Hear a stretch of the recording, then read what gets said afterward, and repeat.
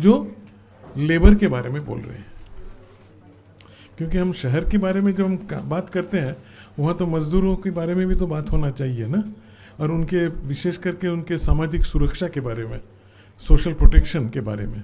So I think this is an important session because it deals with labor, with livelihoods, and with the issue of social protection, which is very important for workers. Anyway, without saying much, we have about 5 or 7 speakers, and because we have a shortage of time, I would request each of the speakers to restrict their presentations to 10 minutes. क्योंकि समय कम है तो हर एक को मैं request करूंगा कि 10 minute में अपना प्रेजेंटेशन ख़त्म करें. हाँ, तो सबसे पहले होगा, we will start with brother Varghese, जो डोमेस्टिक वर्कर्स के ऊपर, घरेलू कामगार जो है उनके बारे में वो उनका प्रेजेंटेशन होगा. तो brother Varghese please. Thank you, sir.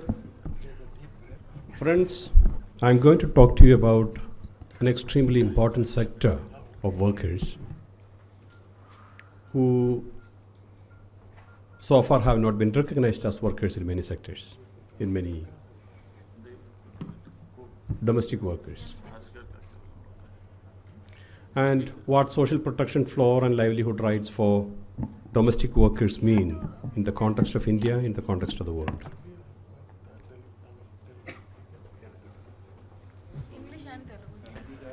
To begin with,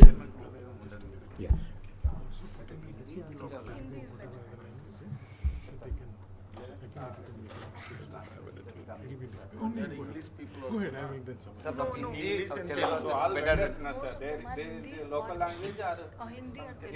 Hindi will better. I will have problem. नहीं मैं ठीक है, आप बोल दे दीजिए. I will Don't understand Telugu. I'm sorry. Telugu समझते हैं सब लोग. तेलुगु समझते हैं ना? नहीं.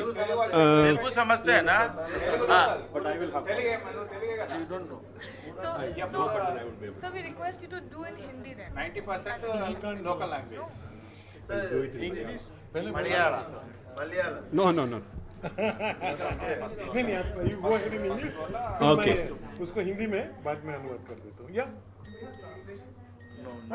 Hey, there is no, but then not in Telugu and Hindi, French and Spanish. Yeah, then they have to learn French and Spanish for the translation. 7 minute नहीं समझा. ये go ahead. Please go ahead. Okay, I'm sorry for this communication issue. I'm going to talk to you about domestic workers. To begin with, what is domestic work? Who are domestic workers? Basically, domestic work, even if not recognized legally in many sectors, in many dimensions, is a legitimate labor activity that is undertaken in an employment relationship, and what is important to notice here is within a household. A domestic worker does many things. She cooks, washes, irons, cleans, sweeps, she shops, looks after children, looks after the elderly. A very wide range of occupations that is. Globally, we are told 1 in 13 female wage worker is a domestic worker. It is as high as 1 in 4, 26% in Latin America. It is almost 1/3 in the Middle East. Yet, it is only 10% of domestic workers the world over that are covered by any labor law in any country in the world. And we are told that there are 11.5 million, and recently I saw a data that talked about 15.5 million children who are domestic workers, those under age of 18. If we look at domestic workers in India, the official figure again, we have really no statistics. It is, we are told there are about 10 million domestic workers in India. But the data again range anywhere between 4.75 million. that is the NSS data of 2004, to almost 100 million domestic workers in India alone. So there is an acute lack of accurate data on domestic workers, but then one thing that we can imagine is that it's a very huge sector. And a large number of these workers are children in domestic work. In fact, the women domestic workers form the largest and fastest growing sector of workers in urban India today. In other words, it's an extremely important sector. When we talk of urbanization, urban poor, unorganized workers in the urban sector, domestic workers form perhaps the largest sector and the fastest growing sector. As I already said, domestic workers are not really covered by labor laws. And domestic workers come from extremely backward social milieu and also geographical milieu. It is by and large the tribal population, it is by and large the Dalit, the scheduled caste population, it is by and large the minority population. It is often the excluded that form a majority of domestic workers. And this is one sector that has not still been organized. Whatever effort that has been made in organizing domestic workers, by and large has been done by NGO sector. In fact, the trade unions, the central trade unions, the other trade unions are only just coming into organizing this sector. Migrant workers, both interstate and inter-country, is a huge phenomenon as far as this sector is concerned. As I already said, in India we do have a large number of children who are in domestic work, in spite of the fact that children in domestic work has been banned as a hazardous occupation and the RTE. The condition of work, the situation of work where domestic worker works normally, at least in the context of India, is extremely primitive and unsafe in terms of where they work, where they live, the detergents and other things that they use, very few collectives. So the conditions, so this is something that is, the conditions if you take of domestic workers in India, elsewhere, it is basically the same. No labor rights, no maternity pay, no minimum wage, work long hours without breaks, no days of a holiday, paid small amounts or not paid at all, abused and treated as servants and slaves, made to sleep on the kitchen floor or under the staircase. They are often fed scraps, sexually, physically, and verbally abused. In fact, I would have liked to, we did a survey of 11 towns in Andhra Pradesh and Telangana on domestic workers in small towns, and the level of abuse is extremely high. This is Chain Chani from Cambodia, who works in Kuala Lumpur. She says, I wake up at 5 a.m., clean the house and make breakfast for the children and work the whole day. I went to sleep at 3 a.m. I never got a chance to rest. The wife of the employer shouted and beat me every day. The employer had my passport. The door was locked. I was not allowed to go out or even talk to the neighbors. I never received my salary. And this story of Chain Chani can be multiplied all over the world as far as domestic workers are concerned. Now the light at the end of the tunnel is that we do have an international law, Convention 189, that protects the rights of domestic workers. That was adopted on 16th June 2011. And this Convention 189 talks about decent working hours, decent pay, time off for rest and holidays, right to join a trade union, inspection of homes where domestic workers work, contract, necessity for a contract. These are the international law does talk about these things. There is somebody, Myrtle, who is the chair of International Domestic Workers Network and who was herself a domestic worker from South Africa. This is what she says when this convention was adopted on 16th June. If someone had told me 45 years ago that we would be here today, I would not have believed it. We do not have to be slaves anymore. In other words, this law is a huge relief for a very important, a very huge sector of workers. And this is the jubilation at the adoption of Convention 189 in Geneva. Now, what does exist in India? In India, the Constitution of India talks in Article 41, 42, and 43, the state is obliged to secure living wage and decent conditions of work.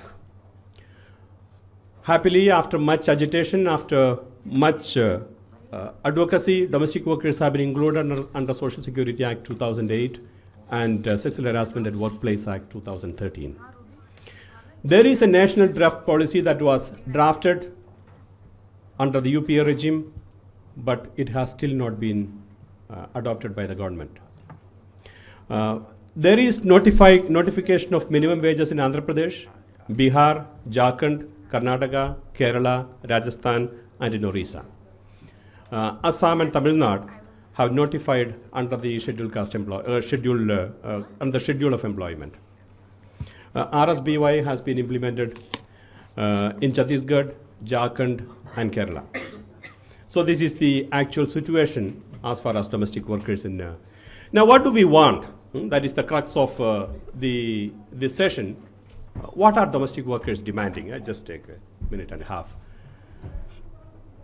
Treatment that is not less favorable than other workers under laws and benefits. This is something that domestic workers are asking for. Social protection, including health and maternity benefits, death and disability benefits, old age benefits, housing, education of children. We are asking for a national minimum wage for domestic workers. We are asking for occupational health safety for domestic workers. We are asking for regulation of placement agencies, because placement agencies are a huge sector of exploiters in many parts, in many cities of India. We are asking that they be regulated, that legal instruments are amended so that domestic workers are included within the legal provision. We are asking that the right to register as workers is accepted and implemented by the Labour Department. We are asking the constitution of local complaint committees under Sexual Harassment at Workplace Act. We are asking for skill development of domestic workers so that they become economically more productive. We are asking for that India ratifies Convention 189, which India is perhaps the largest sending country as far as domestic workers are concerned.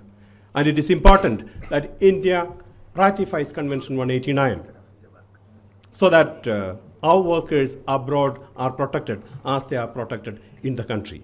And we are asking for protection of rights of domestic workers abroad. Finally, I think the bottom line is, if domestic workers are to be respected, women have to be respected. Women's work has to be respected. Society will learn to respect domestic workers only when it learns to respect women and their work, because they take on much of the work of women in India.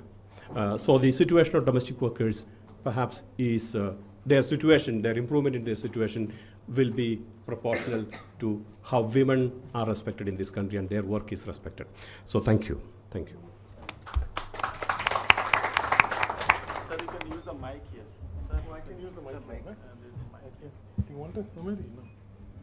No? Hello. Yeah. Hello. Thank you, brother Varghese. Just 2 minute में ये घरेलू कामगार के बारे में बोला था, आप जानते हैं वो, और इनके बारे में क्या है कि यहाँ कोई कानून नहीं है. और मुझे लगता है सबसे बड़ी बात है जो मेरे अनुभव से जो है कि सिर्फ इन्हें मजदूर नहीं दिखाया जाता है, बहुत जगह में वो लोग खुद ही अपने आप को मजदूर नहीं समझते. वो सोचते हैं हम घर का काम करते हैं ना, तो ये तो एक एक्सटेंशन है, टाइम पास है. लेकिन वो जो इसी कारण उन पे अत्याचार ज़्यादा होता है. तो उन्होंने जैसे बताया कि पूरा दुनिया भर में ऐसे ही हो रहा है, यहाँ भी जैसे उसके ऊपर शारीरिक तरफ से होता है, फिर सेक्सुअल वायलेंस होते हैं, फिर काम ज़्यादा नहीं देते हैं, लोग माने उनके पीछे पड़े रहते हैं वगैरह वगैरह. तो इसके बारे में अब इंटरनेशनल लेबर अंतर्राष्ट्रीय श्रम संस्था ने एक कन्वेंशन भी लिया है कि घरेलू कामगार को एक कानून होना चाहिए उनके लिए. They should be a law for domestic workers.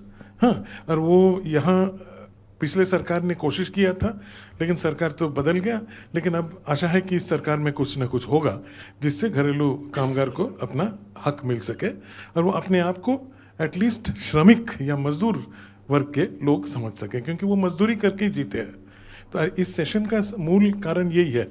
हमारे साथ उसीलिए हमारे साथ लेबर कमिश्नर जी भी आए हैं, क्योंकि ये एक सेशन है जो हम लोग कोशिश कर रहे हैं जहाँ मजदूरों के बारे में, लाइवलीहुड्स के इश्यूज पे और बाकी ये सब सोशल प्रोटेक्शन के बारे में बोलने की कोशिश कर रहे हैं। तो इसीलिए तो that's why thank you. I will also not take up much time. अभी मैं मिस्टर भास्कर उर्स को I will request him to please make his presentation. Bhaskar Urs is a trade unionist and leader of street vendors in Mysore. वो मैसूर से आए हैं, फेरी वाले के leader है वहाँ, और खुद वहाँ काफ़ी कमिटीज़ में है। वो नासवी जो है ये संगठन, उनका नासवी का वाइस प्रेसिडेंट भी है, और वो काफ़ी बहुत कुछ किया है। मैसूर में मैं खुद जाके देखा उनका काम कि वहाँ जाके म्यूनिसिपल अथॉरिटीज़ के साथ मिलके हॉकर्स के लिए किस तरह से हॉकिंग जोन्स वगैरह बनाया जाए वगैरह वगैरह, इसके ऊपर उसने काम किया है। Thank you. అందరికీ నమస్కారం. మా పేరు భాస్కర్ అండి, మైసూర్ నుంచి వచ్చింది.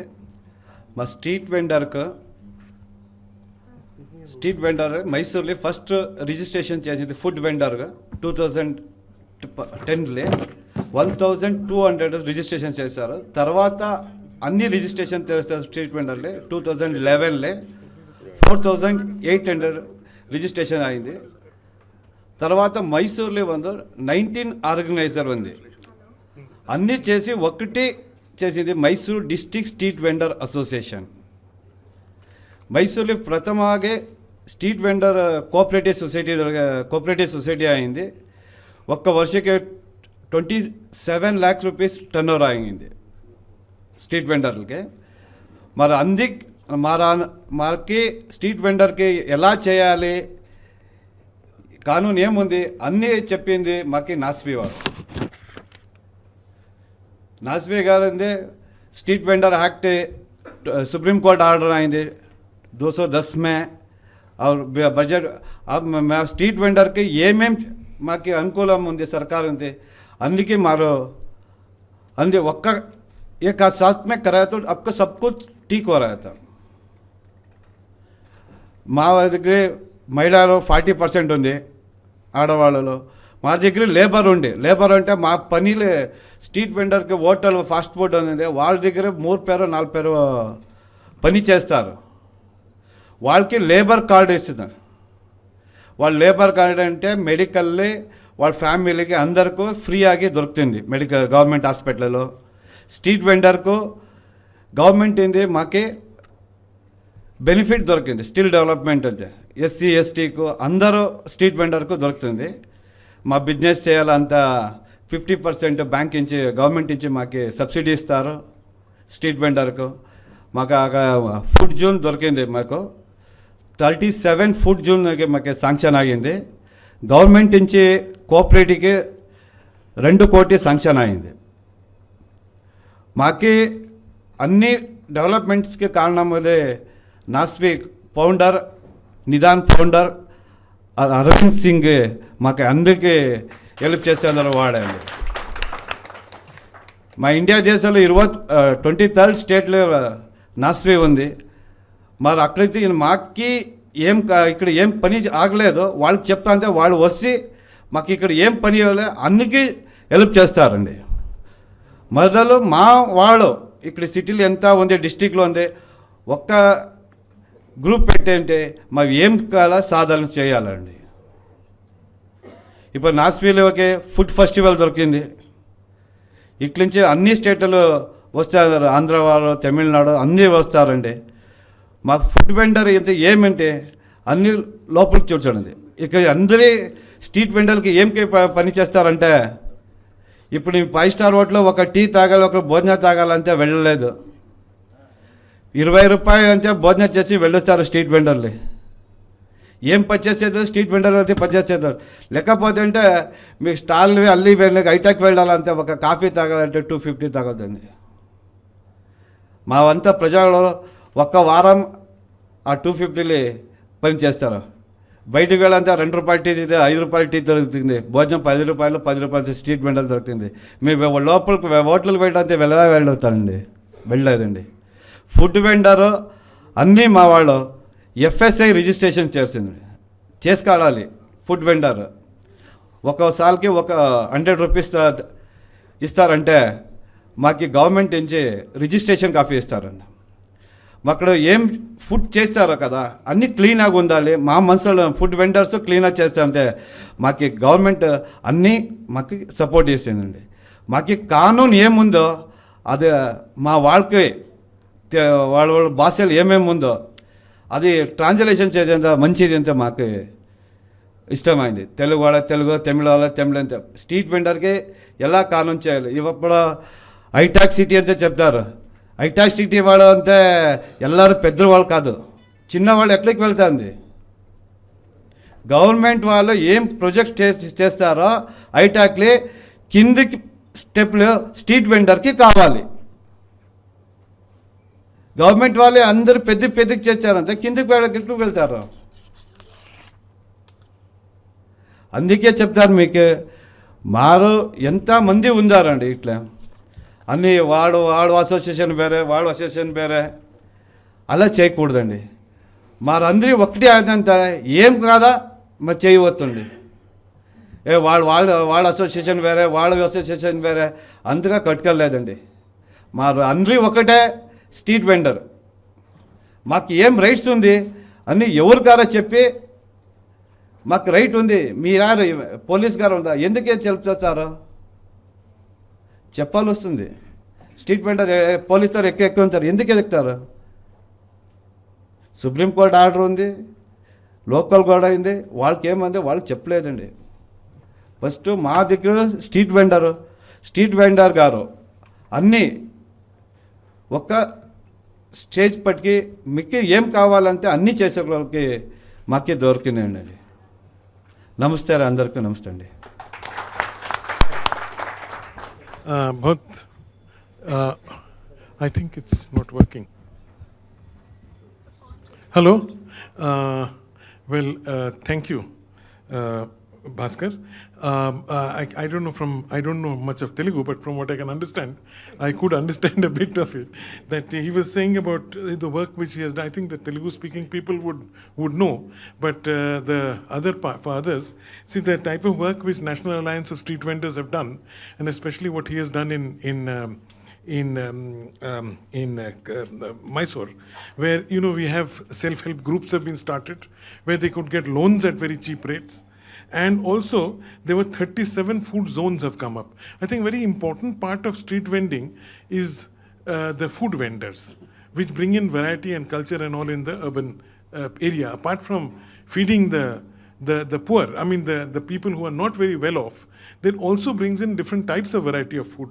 And I think they've started 7 food zones in Mysore, and a lot of other types of activities which have been done.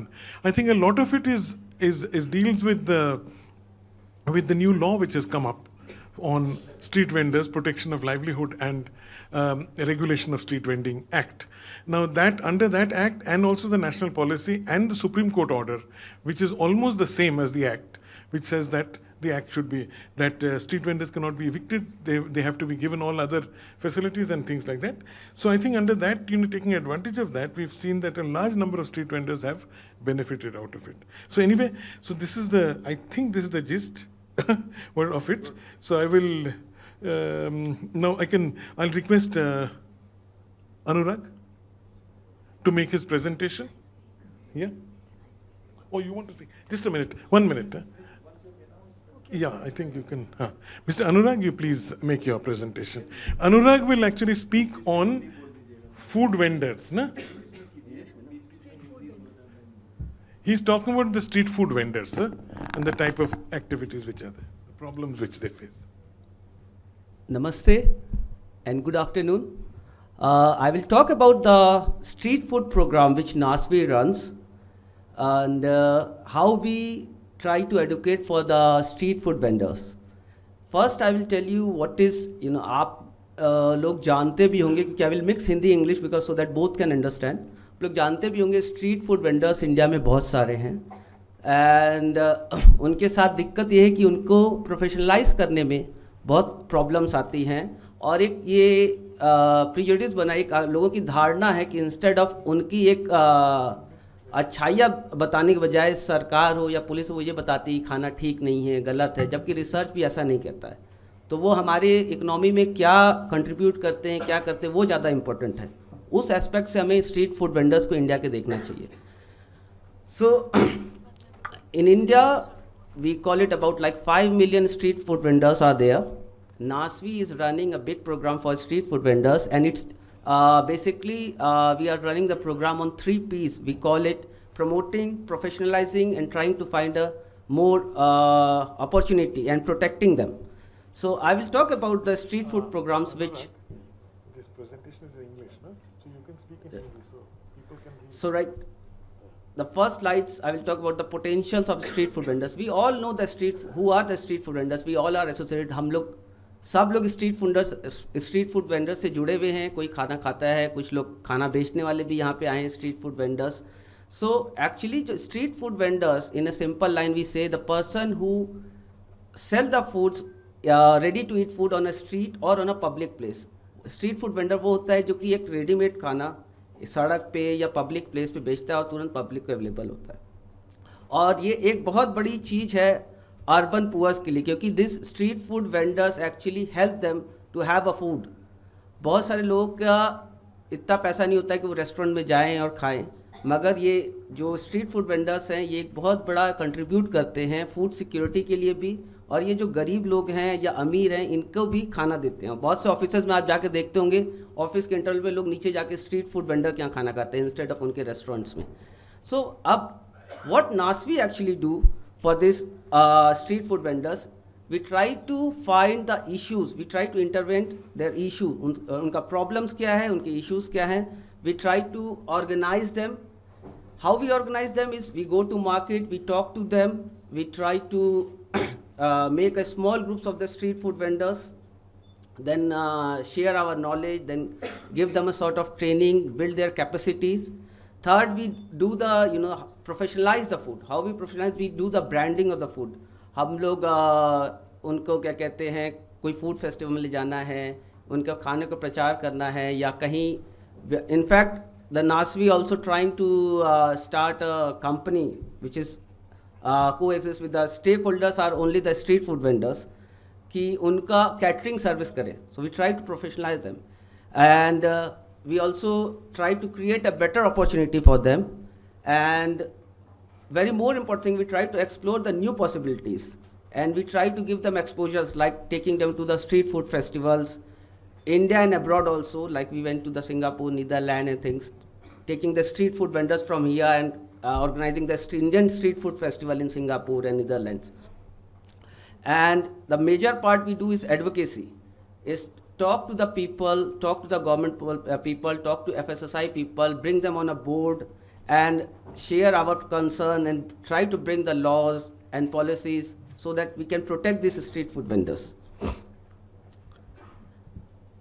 I had already talked, आपको पहले ही बता दें कि हम ऑर्गेनाइज कैसे करते हैं। हम ऑर्गेनाइज स्ट्रीट फूड वेंडर्स को एक छोटे छोटे ग्रुप में करते हैं, उनको ट्रेन करते हैं, उनका कैपेसिटी बिल्ड करते हैं। किसी मार्केट में 10 फूड वेंडर हैं, किसी में 5 हैं, तो उन लोग का मिला के एक छोटा ग्रुप बनाते हैं और फिर उनको वहाँ से ऑर्गेनाइज करते हैं, उनको उनका चीज़ें बताते हैं, उनको ट्रेन किया जाता है।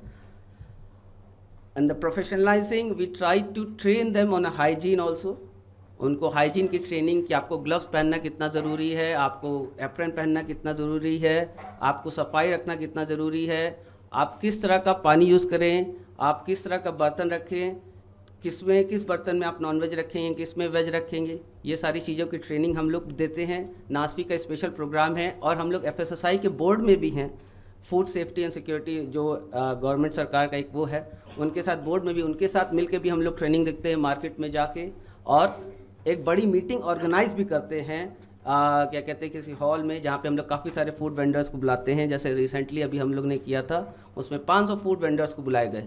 तो 500 फूड वेंडर्स को बुला के उनको ट्रेन किया गया, मगर उनको ट्रेनिंग ऐसे देते हैं कि कोई मार्केट से एक लीडर को हमने उठाया, उसको ट्रेन किया, अब उसकी जिम्मेदारी थी कि बाकी फूड वेंडर्स को वो ट्रेन करें, उनको हेल्प करें, ताकि ये ना हो लोग की एक धारणा है कि खाना खराब होता है, मगर अगर हम ट्रेन करें तो वो धारणा खत्म हो जाएगी, उनका खाना अच्छा होता है, उनका टेस्ट होता है, क्योंकि स्ट्रीट फूड वेंडर एक हम लोग का कल्चर है, बहुत ज़माने से चला आ रहा है, वो हम लोग एक क्या कहते हैं जिसको हम लोग कल्चरल डाइवर्सिटी कहते हैं, उसका एक फैब्रिक है कि नीचे का वो है। प्रोफेशनलाइजिंग में आपको हम बताए ही हैं अभी कि हम लोग ट्रेन करते हैं, आप पिक्चर्स फोटोज़ देख सकते हैं, ये अभी रिसेंटली ट्रेन फूड वेंडर्स हैं जिनको हम लोग अपना एप्रन देते हैं, उनको कैप देते हैं, उनको ग्लव्स देते हैं, उनका रेगुलर चेक होता है मार्केट में, हमारे जो फूड प्रोग्राम मैनेजर्स हैं वो जाके चेक करते हैं उनको कि भाई वो पहन रहे हैं कि नहीं पहन रहे हैं। ये हमारी भोपाल में ट्रेनिंग थी, लखनऊ में ट्रेनिंग थी, उसकी कुछ फ़ोटोग्राफ्स हैं, ये सारी फ़ोटोग्राफ्स उसी की हैं कि हम लोग ट्रेनिंग कैसे देते हैं, कहाँ पे जा के। ये कुछ मीडिया कवरेज है जो कि अभी रिसेंटली हम लोग ने जो प्रोग्राम किए थे उनके हैं कि भाई हम लोग ट्रेन कर करके बता रहे हैं, आपको पेपर बताता भी है food safety is not in unsafe hands, हम लोग ट्रेनिंग दे रहे हैं उनको कंटिन्यूसली। ये एडवोकेसी एक जो आपको बताए थे, ये बहुत बड़ा पार्ट है हम लोग का।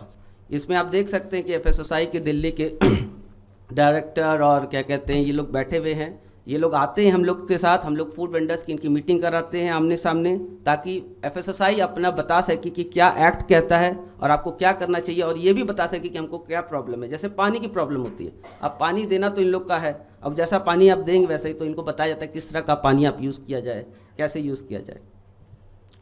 ये उसकी कुछ फ़ोटोग्राफ्स हैं, आप देख सकते हैं। चंद्रमौली जी हैं, ये FSSAI के चेयरमैन हैं, ये लोग भी हमारे साथ आते हैं, इनका हम लोग को बताते हैं कि कैसे करना चाहिए, इन अपना एक्सपीरियंस शेयर करते हैं, एक्ट बताते हैं। हम लोग वर्ल्ड फूड डे जो होता है अक्टूबर में, उसके साथ मिलकर स्ट्रीट फूड वेंडर्स का एक हम लोग वो बताते हैं कि ये स्ट्रीट फूड वेंडर्स को अगर हम लोग प्रमोट करें तो एक फूड सिक्योरिटी का जो है काफ़ी कुछ चीज़ हम लोग हल कर सकते हैं, क्योंकि ये लोग का पैसा और ये अर्बन पुअर्स के लिए बहुत बड़ी चीज़ है। तो आप देख सकते हैं इसमें ILO के लोग हैं, FSSAI के चेयरमैन मौली साहब हैं, ये अंडर सेक्रेटरी हैं, ये government of India health and food के डिपार्टमेंट की। और एक ये बहुत इंपॉर्टेंट है, हम लोग ने इनका स्ट्रीट फूड वेंडर्स का we try to bring the smile on face, हम लोग उनका चेहरे पे कुछ खुशी लाने के लिए ये लोग हम लोग स्ट्रीट फूड वेंडर्स को आप लोग एक नज़र देखते हैं, मगर हम आपको बताते हैं हमारे street food vendors C2 awards last year जीते थे, इस बार भी उनका नॉमिनेशन है कि one of the best foods in India. ये स्ट्रीट फूड वेंडर्स हैं, इनका कोई रेस्टोरेंट नहीं, ये ठेले पे बेचते हैं। भास्कर जी सामने बैठे, ये C2 का है अवार्ड। ये अपॉर्चुनिटीज़ में मैं आपको बताता हूँ कि हम लोग ये फूड वेंडर्स को या तो फूड फेस्टिवल से जोड़ने की कोशिश करते हैं या कोई कैटरिंग का कोई देने करते हैं, मगर सबसे इम्पॉर्टेंट हम लोग इनको सिंगापुर ले गए थे लास्ट ईयर। यहाँ से इंडिया से 8 स्ट्रीट फूड वेंडर्स गए थे जो सिंगापुर में वर्ल्ड स्ट्रीट फूड फेस्टिवल है तो उसमें पार्टिसिपेट लेने, और उसमें से 2 अवार्ड जो बेस्ट फूड के वो इंडियन स्ट्रीट फूड वेंडर्स को मिले थे। एक बिहार के थे, आपको हम कवरेज दिखाएंगे, और एक या कर्नाटका के ही थे। तो ये एक है, और दूसरा ये है दिल्ली में होता है, दिल्ली के पकवान, उसकी फ़ोटोग्राफ है, उसमें ये लोग पार्टिसिपेट्स किए थे, उनके कुछ फ़ोटोग्राफ्स हैं। ये बिहार एक महोत्सव होता है, उसमें ये लोग पार्टिसिपेट करने गए थे, हमारे इंडिया भर के स्ट्रीट फूड वेंडर्स। ये आप देख सकते हैं, ये वर्ल्ड स्ट्रीट फूड कांग्रेस का है, जिसका हम लोग NASVI is a member, NASVI is one of the adviser of the World Street Food Congress. उसमें आप देख सकते हैं ये हमारे गुलाब सिंह हैं जो बैठे हैं, ये संगीता जी हैं जो अनफॉर्चुनेटली आज आ नहीं पाई किसी वजह से।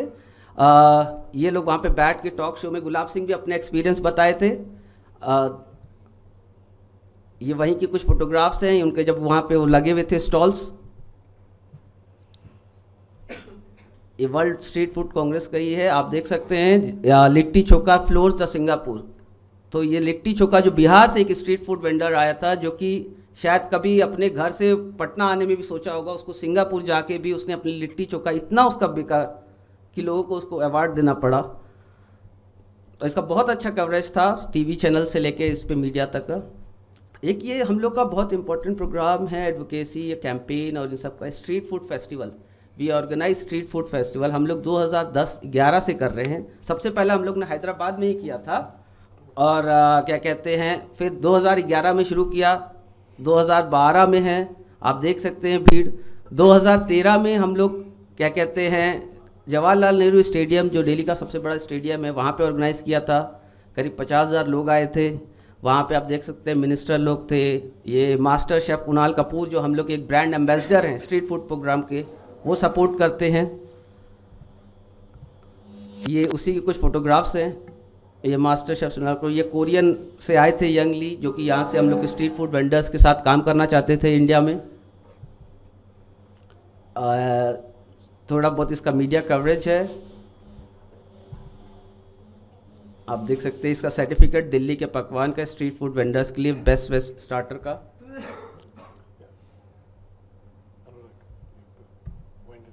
These are all the media coverage.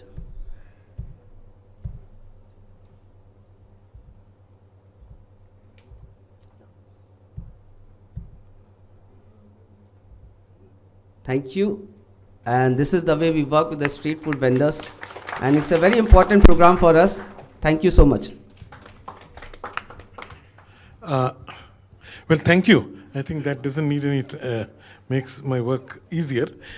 But I would now request Sadaf Farooq. She is the coordinator of the of this what's it called? National Alliance for Social Security, and I think that is the main theme of this thing. And just before that, I just want to make another announcement. Another thing which I didn't say about Bhaskar. Bhaskar is an organizer of street vendors in Mysore, but he himself is a street vendor. He has a small tea stall, which he has been running, and he has been on that basis he is earning and doing all this work for street vendors. His income is from that tea stall only.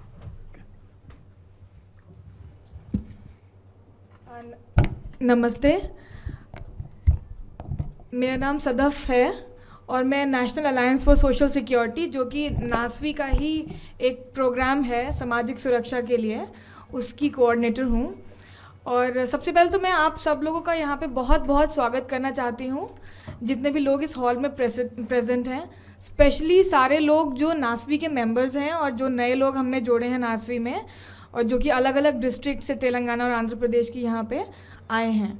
I am very happy कि आप लोग यहाँ पे आप आए इस session को attend करने के लिए। मैं जो भी असंगठित वर्ग के मजदूर होते हैं उनकी सामाजिक सुरक्षा के लिए काम करती हूँ, और क्योंकि मैं नासवी में ही बेस्ड हूँ तो इसलिए स्ट्रीट वेंडर्स पे थोड़ा ज़्यादा फोकस रहता है मेरा। पहले मैं आपको बताऊँगी कि ये national alliance for social security है क्या। Thank you. National alliance for social security is एक, हिंदी में बोलूँ तो ठीक रहेगा? Okay. So national alliance for social security alliance है, एक गठबंधन है 6 अलग अलग संस्थाओं का, और इसमें कई सारी एक तो नासवी है जो कि स्ट्रीट वेंडर्स की ऑर्गेनाइजेशन है, उसके अलावा अलग अलग तरह के असंगठित मजदूर की जो यूनियंस हैं, जैसे सेवा है, आंध्र प्रदेश की एक बहुत बड़ी यूनियन आंध्र प्रदेश वृत्तिला व्यवसाय यूनियन है, building and would workers international जो कि जो कंस्ट्रक्शन के कामगार होते हैं उनके लिए काम करती है। ये सारी ऑर्गेनाइजेशन साथ में आकर के एक गठबंधन बनाया है इन्होंने, उसको नाम दिया है national alliance for social security. तो और हम लोग जो भी असंगठित मजदूरों के लिए सोशल सिक्योरिटी स्कीम्स चलती हैं या जो एडवोकेसी करते हैं, जैसे हमारे पास एक एक्ट है सोशल सिक्योरिटी का हमारे देश में, जो कि उतने अच्छे से इम्प्लीमेंट नहीं हो रहा है अभी, लेकिन अभी उसको सरकार ने थोड़ा इम्प्लीमेंट करने में काफ़ी कई जगह स्टेट्स में पहल दिखाई है।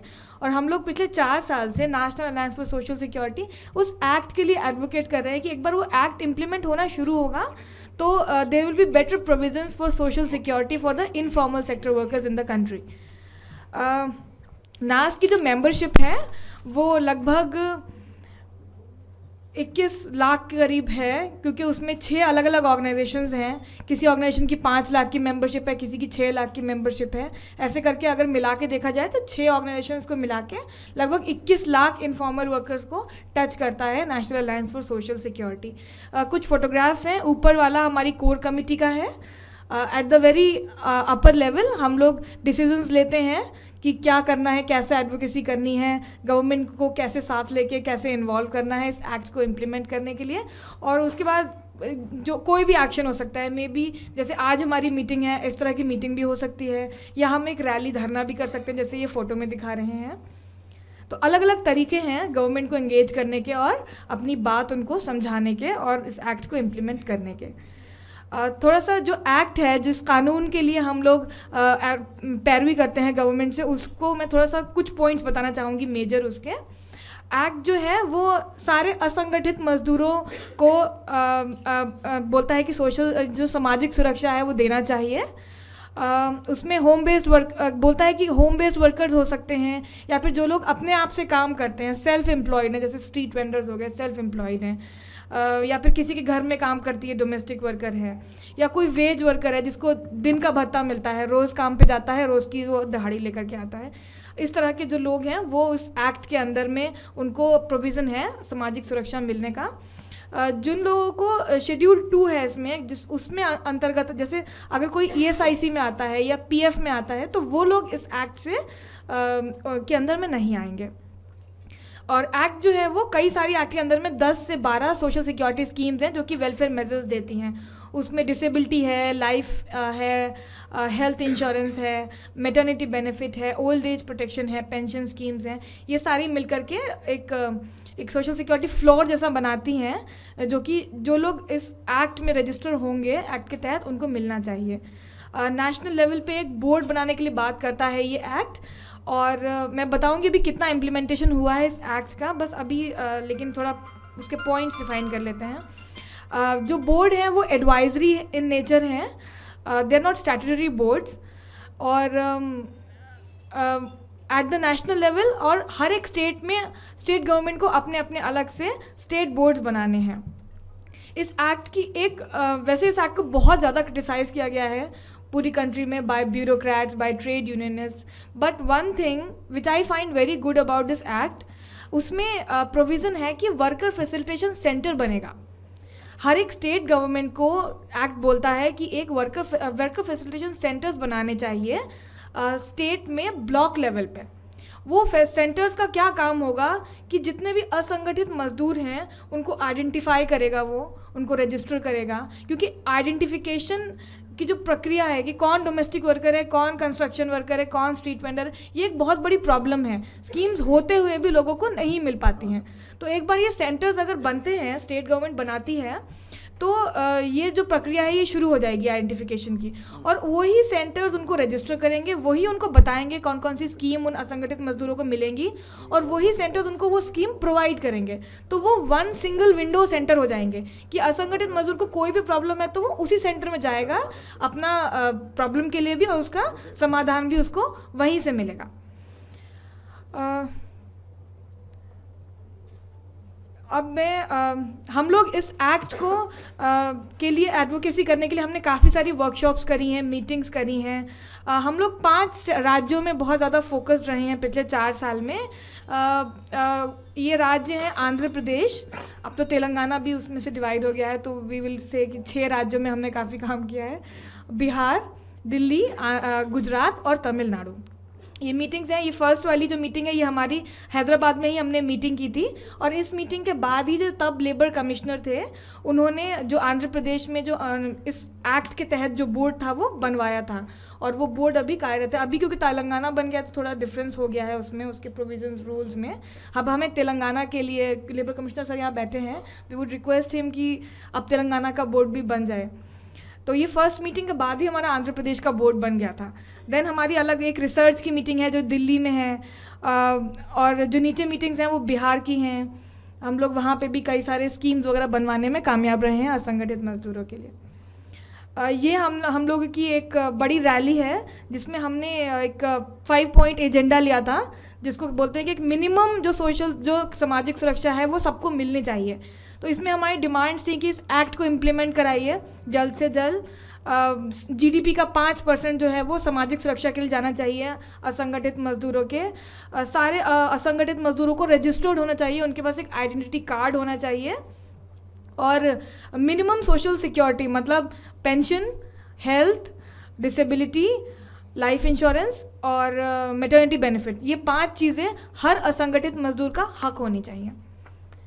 इसके बाद कई सारा जो स्टेट बोर्ड, जो नेशनल लेवल पे गवर्नमेंट ने इस मेमोरेंडम के बाद और इस मीटिंग और रैली के बाद गवर्नमेंट ने इशू किया था ऑर्डर्स। तो कई सारे, पहले हम लोग ने शुरू किया था सिर्फ 3 या 4 स्टेट्स में बोर्ड बने हुए थे, और अभी आज की डेट में लगभग 14 स्टेट्स ने असंगठित मजदूरों के बोर्ड्स बना लिए हैं, और हम लोग लगातार गवर्नमेंट्स को फॉलो कर रहे हैं बोर्ड्स बनाने के लिए और अलग अलग तरह की स्कीम्स, नई स्कीम्स निकालने के लिए और रजिस्टर करने के लिए वर्कर्स को।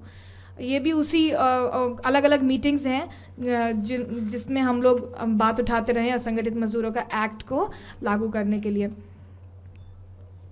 एक ब्यौरा देना चाहूँगी कि अब तक क्या हुआ है इस एक्ट में। एक्ट 2008 में आया था, 2008 के नवंबर में आया था ये एक्ट, और मई 2009 में सोशल सिक्योरिटी नेशनल लेवल पे गवर्नमेंट ने बोर्ड बना दिया था, और इस बोर्ड का टर्म 3 साल होता है। तो 2012 में वो बोर्ड खारिज हुआ और दोबारा से एक बोर्ड बन गया जो कि अभी चालू है। और हमारी कोर कमेटी की मेंबर हैं मनाली बहन, जो कि सेवा की भी हेड करती हैं, वो भी इस बोर्ड में हैं। उसके बाद अभी 14 राज्यों में हमारे पास जो बोर्ड्स हैं वो बने हुए हैं, स्टेट बोर्ड्स जो बने हुए हैं, उसमें से कर्नाटक है। कर्नाटक ने बहुत अच्छा काम किया है, उन्होंने वर्कर फैसिलिटेशन सेंटर भी बनाना शुरू कर दिए हैं। वो लोग अपने ब्लॉक्स में लगभग 6000 के करीब वर्कर फैसिलिटेशन सेंटर्स बनाने की उन्होंने शुरुआत कर दी है। उन्होंने अपना टेंडर्स निकाल दिए उसके लिए, और 1 साल में वो लगभग शुरू हो जाएंगे सेंटर्स। वेस्ट बंगाल में बोर्ड बन गया है, रूल्स भी बन गए हैं, वो लोग अपनी कुछ स्कीम्स बना रहे हैं उसके लिए। देन छत्तीसगढ़ में, आसाम में, उड़ीसा, गुजरात, केरला, त्रिपुरा, राजस्थान, आंध्र प्रदेश और अंडमान निकोबार, इन सारे स्टेट्स में बोर्ड्स बन चुके हैं। तमिलनाडु में भी हम लोग, क्योंकि हमारा एक एक्टिव स्टेट है, लेकिन तमिलनाडु में बोर्ड नहीं बना है क्योंकि तमिलनाडु के पास एक अलग से बोर्ड है, मैनुअल वर्कर्स बोर्ड, जिसमें लगभग 32 अलग अलग मैनुअल वर्कर्स एक्ट, जिस एक्ट में लगभग 32 अलग अलग असंगठित मजदूरों के बोर्ड्स बने हुए हैं। तो वो लोग बोलते हैं कि हम इस एक्ट की जो प्रोविजंस हैं उन्हीं बोर्ड्स के थ्रू वो लोग देंगे असंगठित मजदूरों को। तो उन्होंने मना कर दिया है ये वाला बोर्ड बनाने के लिए, because they already have 32 boards. उसके बाद हमारे इश्यूज़ और कंसर्न्स जो रहे हैं, मैंने जैसे भी बोला कि आइडेंटिफिकेशन वर्कर्स का बहुत इंपॉर्टेंट है। हम लोग अलग अलग स्कीम्स में उनको रजिस्टर करने की कोशिश करते हैं, लेकिन क्योंकि उनके पास कभी कोई आइडेंटिटी कार्ड नहीं होता है, वो डिक्लेयर नहीं कर पाते अपने आप को कि कौन कंस्ट्रक्शन वर्कर है, कौन काम करने वाली घर में है, या कौन स्ट्रीट वेंडर है। तो इसके लिए बहुत ज़रूरी है कि सरकार एक अलग से मैकेनिज्म बनाए जिसमें आइडेंटिफिकेशन की प्रक्रिया हो। सेल्फ डिक्लेरेशन, मतलब अगर वर्कर खुद डिक्लेयर करता है कि हाँ मैं कंस्ट्रक्शन वर्कर हूँ, मैं स्ट्रीट वेंडर हूँ, तो वो कंसिडर करना चाहिए गवर्नमेंट को। जो डेफिनेशन है वर्कर्स की कि कौन असंगठित मजदूर है, गवर्नमेंट को उस पर थोड़ा ध्यान देना होगा कि उसको थोड़ा मजबूत करना होगा कि अभी सिर्फ सेल्फ एम्प्लॉयड बोल रहे हैं या बोल रहे हैं कि जो वेज वर्कर है, पर असल में लगभग 100 के करीब कैटेगरीज हैं असंगठित मजदूरों की हमारी कंट्री में। यूनियंस का रोल क्या होना चाहिए, ये गवर्नमेंट को डिफाइन करना होगा। अबव पॉवर्टी लाइन और बिलो पॉवर्टी लाइन, गरीबी रेखा से ऊपर कौन है, गरीबी रेखा से नीचे कौन है, क्योंकि जो स्कीम्स हैं वो सारी गरीबी रेखा से नीचे वाले लोगों के लिए हैं, और एक्ट बोलता है कि सारे असंगठित मजदूरों को स्कीम्स का बेनिफिट मिलना चाहिए। तो इस चीज़ को इस एक्ट में क्लियर करना पड़ेगा। देन जो हमारा पेंशन का अमाउंट है जो एक्ट में, वो अलग अलग स्टेट्स में अलग अलग है। कुछ स्टेट्स में बहुत कम है, कुछ स्टेट्स में सिर्फ 200 रुपये मिलता है, तो उस चीज़ को हमें अपग्रेड करना होगा। फिर जो यूनियंस के रिप्रेजेंटेटिव्स हैं उनको प्रॉपर बोर्ड में प्रेजेंट होना होगा। कभी कभी ऐसा हो जाता है कि बोर्ड बन जाता है और फिर एक्चुअल जो रिप्रेजेंटेटिव्स हैं वर्कर्स के वो नहीं होते हैं उस बोर्ड में, तो उस चीज़ का ध्यान रखना होगा। ग्रीवेंस मैकेनिज्म बनाना होगा एक, कि क्या ग्रीवेंस है वर्कर्स की, और उस पर काम करना होगा। गवर्नमेंट को रूल्स फ्रेम करने होंगे, जो हम लोग एडवोकेसी कर रहे हैं, और आप लोग सबको भी बोलेंगे अपने अपने राज्यों में या आप लोग गवर्नमेंट से बात करें एक बार, तो बोर्ड बनने की प्रक्रिया तेज़ हो जाएगी। और काफ़ी कुछ सारी रिसोर्सेज जो हैं वो सोशल सिक्योरिटी के लिए प्रोवाइड करने चाहिए। जो रिकमेंडेशंस हैं वो यही है कि एक्ट जो है वो जितने ज़्यादा से ज़्यादा इंक्लूसिव हो उतना अच्छा है, जितने ज़्यादा से ज़्यादा वर्कर्स को डिफाइन कर पाए कि कोई भी कैटेगरी वर्कर्स की रह ना जाए उस एक्ट का बेनिफिट पाने के लिए। गवर्नमेंट को एक मिनिमम सोशल सिक्योरिटी पैकेज होना चाहिए जिसमें कम से कम 5 अलग अलग तरह की सामाजिक सुरक्षा, मैं जैसे अभी बोला है मैंने, लाइफ इंश्योरेंस है, हेल्थ इंश्योरेंस है, पेंशन है, डिसेबिलिटी है, मैटरनिटी, इतनी चीज़ तो कम से कम सोशल प्रोटेक्शन फ्लोर को कवर करना ही चाहिए। और उसके अलावा हम लोगों ने जो एक स्कीम पे बहुत काम किया है वो है राष्ट्रीय स्वास्थ्य बीमा योजना। आंध्र प्रदेश में उतना नहीं काम कर रही है ये स्कीम, बट ये स्कीम ने पूरे देश में काफ़ी अच्छा काम किया है। गवर्नमेंट की स्वास्थ्य बीमा योजना है जो कि सारे असंगठित मजदूरों के लिए है। अभी शुरू में जब ये स्कीम आई थी तो ये सिर्फ और सिर्फ गरीबी रेखा से नीचे के लोगों के लिए थी। फिर हम लोगों ने इस मुद्दे को उठाया कि असंगठित मजदूरों को सबको मिलनी चाहिए ये स्कीम। तो उस टाइम में 2010 की बात है, तभी हरीश रावत जी लेबर मिनिस्टर थे कैबिनेट में। तो उन्होंने हम लोगों ने काफ़ी उनसे बात करी और वो समझे इस बात को। तो उन्होंने एक लेटर इशू किया था कि अब अलग अलग असंगठित मजदूरों को भी मिलना चाहिए। तो उन्होंने शुरुआत की थी स्ट्रीट वेंडर्स से कि स्ट्रीट वेंडर्स को भी ये योजना मिलनी चाहिए। वो लेटर का कॉपी यहाँ पे लगा हुआ है। ये हम लोग जो RSBY के राष्ट्रीय स्वास्थ्य बीमा योजना के लिए अलग अलग वर्कशॉप्स करते रहते हैं। ये हमने मीटिंग की थी डोमेस्टिक वर्कर्स को इन्वॉल्व करने के लिए कि गवर्नमेंट को बहुत प्रॉब्लम हो रही थी कि डोमेस्टिक वर्कर्स को आइडेंटिफाई कैसे किया जाएगा। तो उन्होंने हमारी मदद ली दिल्ली में कि कैसे उनको रजिस्टर करना होगा। तो हम लोगों ने RWS के थ्रू और ये एक मीटिंग बुलाई थी बेसिकली RWS की, रेजिडेंट वेलफेयर एसोसिएशंस हैं दिल्ली में, उनकी, कि आप लोग अपने अपने जो एरियाज़ में घर हैं उसके वर्कर्स का रजिस्ट्रेशन SDM ऑफिस और लेबर डिपार्टमेंट में जा कर के करवाइए। तो अभी ये प्रक्रिया चालू है। लगभग 6000 डोमेस्टिक वर्कर्स का रजिस्ट्रेशन इसमें हो चुका है दिल्ली में। और डोमेस्टिक वर्कर्स का जो RSBY मिलना शुरू हुआ है, केरला ने लगभग 35,000 डोमेस्टिक वर्कर्स को RSBY का कार्ड दे दिया है। छत्तीसगढ़ ने 20,000 लोगों को दे दिया है और झारखंड ने भी 3,000 लोगों को दे दिया है। दिल्ली में 6,000 लोगों को हम अभी दिलवाने की प्रक्रिया में हैं। ये हम लोग का जो इंटरनेशनल लेबर कॉन्फ्रेंस अभी हुआ था जून में, उसका फोटोग्राफ्स है। इस कॉन्फ्रेंस का मेन मुद्दा ही ये था कि जो इनफॉर्मल इकॉनमी है, उस इनफॉर्मल वर्कर्स हैं, उनको कैसे हम लोग फॉर्मलाइजेशन की तरफ ले जाएं। द मेन थीम थी इसकी transforming from the informalisation to formalisation. तो पूरा मुद्दा जो बात थी इस मीटिंग में हम लोगों की वहाँ पे यही था कि इनफॉर्मल वर्कर्स को कैसे संगठित रूप से उनको लाया जाए संगठित क्षेत्र में। और ये अलग अलग मीटिंग्स हैं जो हम लोग करते रहते हैं। ये पेंशन का एक सेशन है जो हमने PFRDA के साथ मिल करके किया था एनुअल जनरल मीटिंग के दौरान। ये हम लोग की वर्कशॉप्स हैं। एशिया रीजनल वर्कशॉप में एक NAS का सेशन था जिसमें हम लोग सोशल सिक्योरिटी, अलग अलग देशों के रिप्रेजेंटेटिव्स आए थे सोशल सिक्योरिटी पे बात करने के लिए, और बाकी अलग अलग वर्कर्स का मीटिंग्स हैं। ये पैम्फलेट है जो हम लोग एडवोकेसी के लिए देते हैं लोगों को जानने के लिए कि सोशल सामाजिक सुरक्षा क्या है। एंड इन लास्ट मुझे लगता है हम लोग को यही थीम रखनी चाहिए अपनी, नथिंग फॉर अस विदाउट अस। हमारे बिना कुछ भी नहीं होना चाहिए। जो भी काम होगा उसमें हम लोग की प्रॉपर भागीदारी होनी चाहिए। Thank you. Thank you, Sadaf. That was very interesting. Now, for those, I think I'll just make a brief summary, because for those who can't understand, I mean, who for him you can't comprehend in Hindi, so it is. I'll just talk about this. And I think the English presentation, it is not clear enough, because I think you couldn't read. People at the back couldn't read it. Now, this is basically about the National Alliance of Social Security, now which is an umbrella organization comprising basically 6 organizations with a membership of 2.1 million, and it has been active in trying to pressurize the government in implementing different provisions for workers who are in the informal sector who do not have any social protection. Then there's also an act called Unorganized Workers. What's it called? Unorganized Workers, no? Act for anyway, that was a Social Security Act. Yes, it was in 2008, and that act was that has been implemented, but it has certain provisions, a package. But so far, the main problem is, I think, which is faced with everybody, with all acts, is that acceptance is one thing, implementation is something else. We have the Street Vendors Act, which has been passed but has not been implemented in many states, just as this act has not been. So that's also the role of mass organizations, is basically to see how you can get people to to enroll in these various schemes. It's very difficult for isolated, separated informal sector workers to personally go and get themselves registered. So that's what I think it is required for organizations like this, NASS and its affiliates.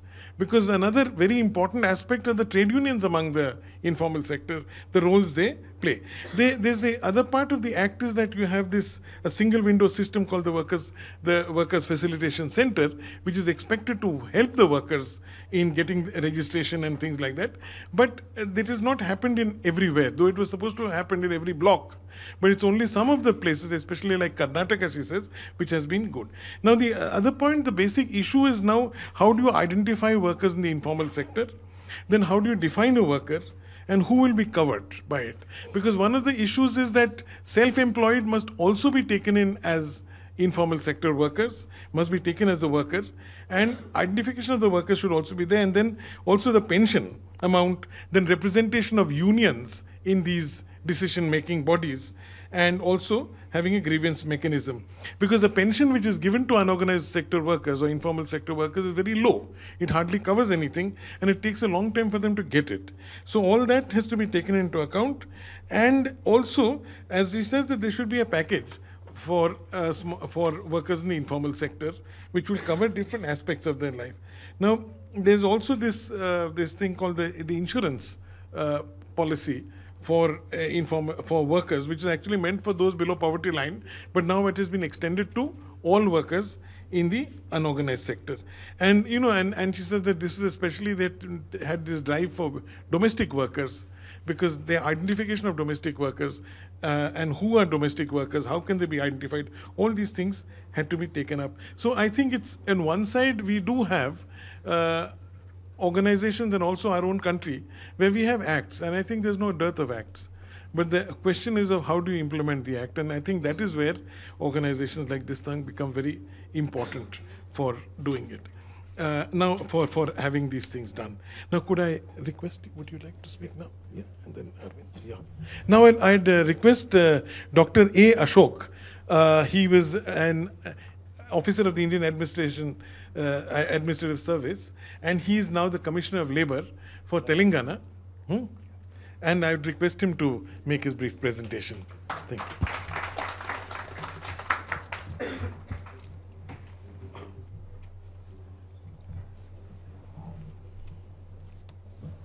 Respected moderator, Professor Sharid Bhomik, Sadaf Farooqi,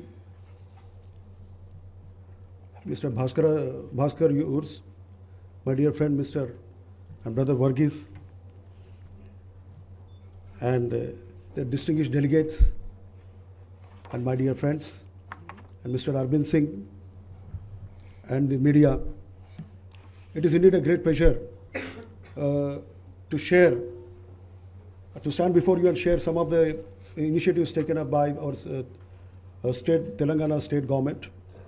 At the outset, I would like to extend warm welcome to all the delegates here, having chosen the venue for this center of discussion for protection of the rights of the unorganized workers forum to be in the hosting in Hyderabad, and having invited me to speak on this occasion. I also take this opportunity to congratulate National Alliance for Social Security and Livelihood Security for Urban Poor Street Vendors, National Association of Street Vendors of India, that is NASVI, for their excellent commendable work, as has been brought out in the presentation now, to protect social security rights of the informal sectors, and also in implementation of the Social Security Act, apart from the protection of the rights. Particularly, their document speaks of a fourfold approach in protecting the rights.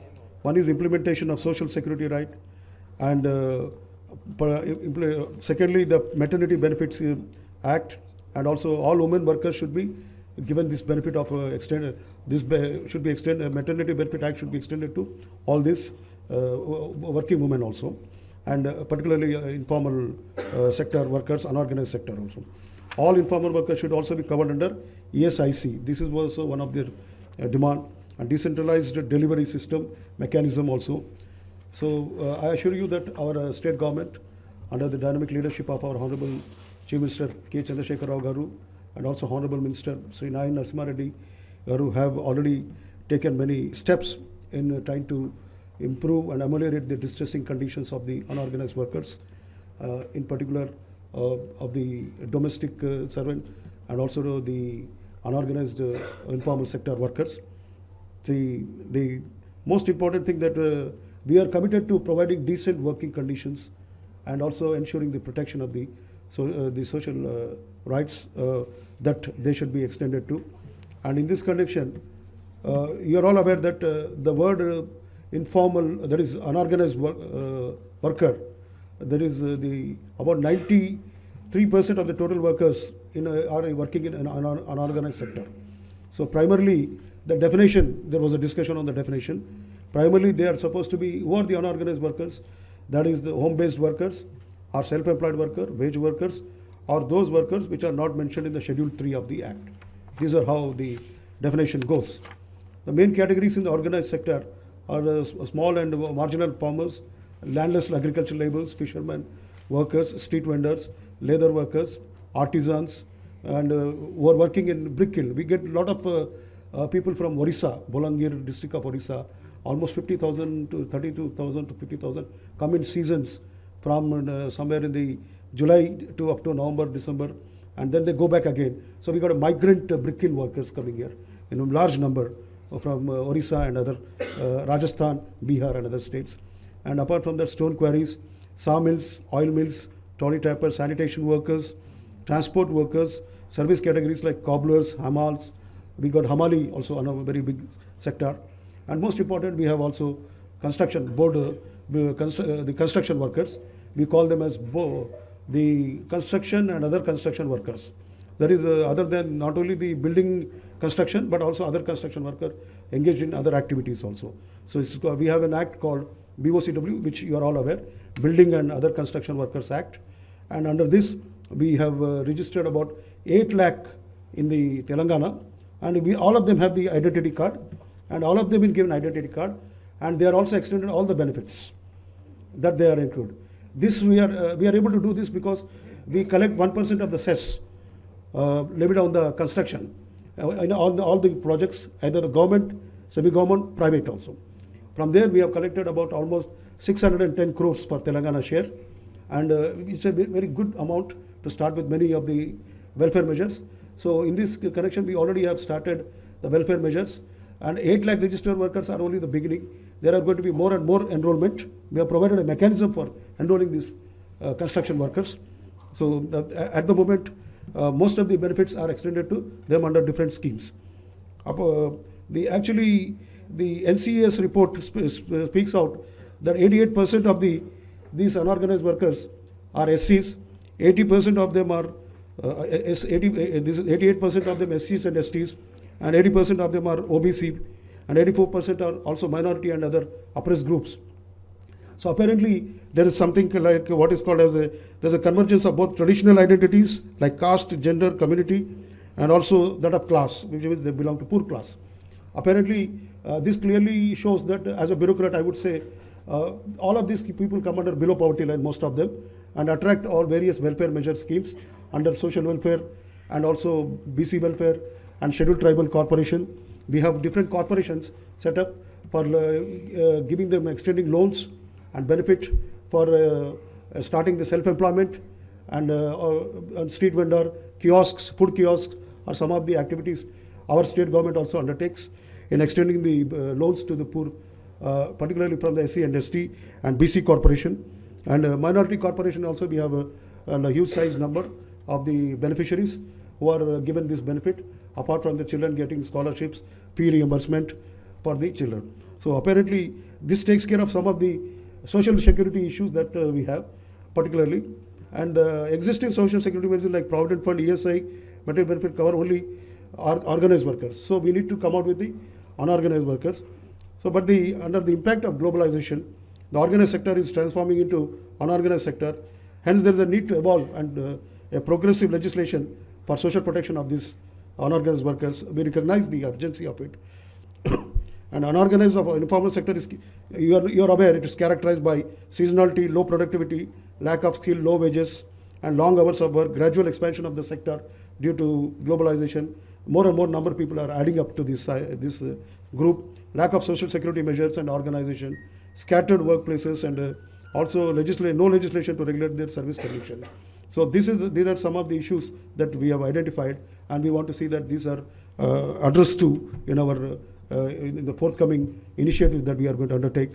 There is an estimated about 1 crore workers in Telangana state in unorganized sector, and about 60% of them are in agriculture side. This is one observation we have. Unorganized Workers Social Security Act 2008 provides for social security and welfare of the unorganized sector workers, as you are aware. We have framed the state rules under Unorganized Workers Social Security Act in the combined state. But however, now there is a need to frame this in the newly formed Telangana state. So since the state rules require amendment to proposal has been submitted to the government, and by 15th May we did it, and the government orders are awaited. Very soon we will have the state rules so that we can function fully for the protection of the rights and also improving the working conditions towards decent working conditions. And it is required also to reconstitute Social Security Board in the formation of the new Telangana state. Pending amendment of state rules, we have taken up some pilot projects which have been implemented to certain categories of workers like domestic workers, auto drivers, hamals, and tailoring workers in Hyderabad and Rangareddy, surrounding area of the Hyderabad, have been registered. About 4,000 workers have been registered and issued ID cards and covered under Aam Aadmi Bhim Yojana. It is scheduled to register further about 10,000 hamals in Warangal under pilot district by the October-November. So in a revised proposal for implementation of state rule is also submitted, and it is proposed to register all the unorganized workers and extend schemes like ABY, OAP, NFBS, that is Old Age Pension, National Family Benefit Scheme. In this connection, we would like to say the money for pension will be also enhanced. In fact, our disabled pensioners will be getting 1,500 now, which is a very substantial jump from what they were getting earlier. So OAP, NFBS, Janani Suraksha Yojana, and then the Handloom Weavers Cooperative Welfare Schemes and such activities. And we have also a pension scheme called National Pension Scheme Light, it is called. And most of the unorganized workers are covered under this scheme, particularly in the rural side. The DOCRA groups are taking active interest in covering them, apart from the NGOs in the rural area. So we find that these people are covered to some extent under the pension schemes. We also find that for the 8 lakh registered workers, we have taken up many measures like giving them marriage gift when their daughters are getting married, and maternity benefits, fatal accident relief, disability relief, natural death relief, hospital relief, hospitalization relief, funeral expenses, NPS. We have also taken up a skill development program for the construction workers. It is called Deen Dayal Shrameva Jayate program, which will be taken up on a pilot basis on 14th of this month. And the purpose of this, objective of this scheme is to enhance the skills of the construction workers so that they can enhance the skills and command a better price in the market and improve their wage working condition, enhance their skill, enhance their dignity also, and self-confidence in the market so that they can do the work better, which they have been doing it traditionally earlier. So far we have covered about 21,148 beneficiaries, and we spent about 22 crores 79 lakhs 66,000 for the welfare of these construction workers. We have about we have trained about 15,383 in the earlier construction workers training programs also in the skill development. And the one that we are going to launch on the 14th will also be followed up by the launching by Honorable Prime Minister at the national level also. So the pilot basis will be starting on 14th by our Telangana state, one of the state which will be the first to launch before the launching of at the national level. So this is one of the initiatives. We are committed to see that unorganized workers, as far as possible, their interests are met and taken. Now we are initiating steps to also construction addas, what is called as facilitation centers. Actually, we are calling them as addas. Addas are the people where they are workers are organized, unorganized workers meet in a place and are available for labor force to work for labor services. So in that case, we are constructing we have decided to take up 40 construction of 40 addas, which means facilitation center, where there will be not only registration, but there will be a shelter for them, and there will also be providing all the facilities to them, like drinking, and as already been meant, we will also link up with street vendors, so that the very food can be given to them at a very subsidized price, and so that there can be a kind of convergence of the activity, and also see that it's a win-win situation for the food vendors and also the facilitation center, the workers in the facilitation center. So 40 construction at the cost of 20 lakh per each, which is about the 4 crores we are investing on that. And already our GHMC, that is Greater Hyderabad Municipal Corporation, has constructed night sheds for many of the migrant construction workers, migrant labor that comes from the districts. They do not have any shelter at all. Such of them also are taken up for us. I have seen from the document that some of the things, charter of demands of the people dependent on the informal economy. And in this I can see instituting old age pension, health benefits. In the construction side, we have coming out with, there was one issue about RSBY. Traditionally, Andhra Pradesh has not opted for RSBY because we had a better scheme called Rajiv Arogyasri, where almost all the unorganized workers, informal sector workers, because of their below poverty line, have availed the benefit of white card and thereby were covered under the health scheme. And the coverage was up to 1.5 to 2 lakhs. So apparently it was much more than 30,000, which was meant for RSBY. So it was traditionally done. And now also it is separated, after the separation also, the Rajiv Arogyasri program continues. The Arogyasri program now continues.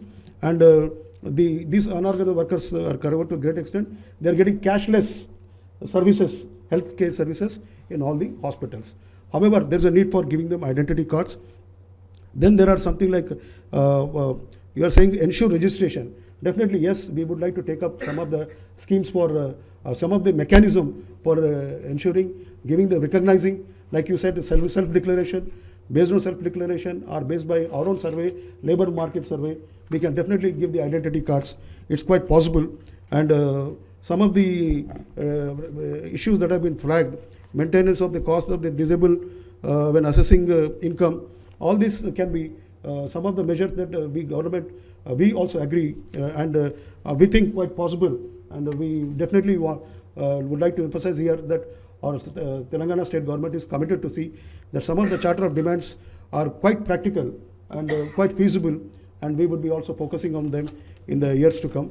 And I also read through your document where you said, I agree with your the observations that it is possible to plan for sustainable development, reinventing existing planning infrastructure, and to have a collaborative integrated strategic planning approach.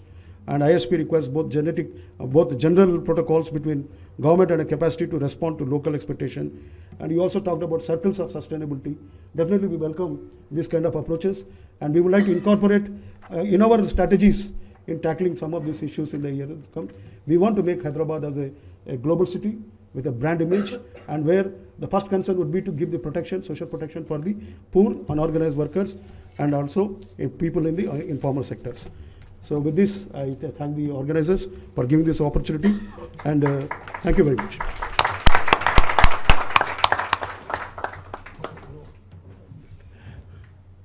Thank you, Dr. Ashok, because that was a very, very insightful presentation on what is what's happening in this, the state where we are at present holding this conference. I would, I think most of it has been said, but I would like to request now Arvind Singh to make his presentation. Arvind Singh is the convener of National Alliance of Street Vendors of India, and he has actually been and also founder of this huge NGO called Nidan, and he has been working with street vendors for a very long time. And the evolution, I mean, if you say this whole thing of the national policy, later on followed by the act, all these things actually was initiated by NASVI. Remember in 1998 when we first had this meeting in Mumbai about what can be done, and then we went on. And from there, we moved on to big things, where we had these conventions and talking about the national policy. In fact, he and I, both of us were members of the task force, which was appointed for drafting the national policy. And anyway, we'd like to hear him I think it's on social protection of street vendors. Thank you. There has been discussion on street vendors, so I'm not going to repeat all that. I want to focus on 2-3 things. One is that organizing is very important, as sir was saying, that without organizing things cannot happen. So the result of organizing is that we have been able to get a national policy we got in 2004. And that policy, this national policy led to many changes in Indian context. And what we learned most important is that how do you engage, how do you make the street vendors organizations to engage with government. And so our main activities is to encourage them to engage with government. Then we support the street vendors in times of crisis. So that is one important aspect. And then how we build capacity of the street vendor organization, and then we promote financial services, and also we award grassroots heroes. You know, there is a lot of struggle going on in cities between police, between municipal authorities, between mafias, between dons, you know, and there the street vendors have to make their livelihood. So there are many heroes we believe in the cities who help the street vendors. So we do that. And this is some of the activities that you see here. Our model is that we organize street vendors in different cities, and then we work with central and state government and urban institutions like NIUA, and also we work with international organizations. We build capacities, we do laws and policies, and we also have innovative programs. And then we try to develop this sustainable organization at city level, then help municipal bodies to implement the policies, and then enterprise building. Because of our efforts, we heard that the 11 state governments adopted the state policy, the national policy, and then these are some of the meetings photographs. We are talking about, when I was making the presentation, I remembered we are talking about cities for all. In 2011, we had organized this national conference, Cities for All, in Delhi, and we had invited Kumari Selja, that then the Minister for Housing and Urban Poverty Alleviation, and we felt that the policy is not enough. So from there we started demanding for central law. And so we keep organizing this convention, and the need for central law came because though 11 state governments were implementing the policy, it was not being implemented equally.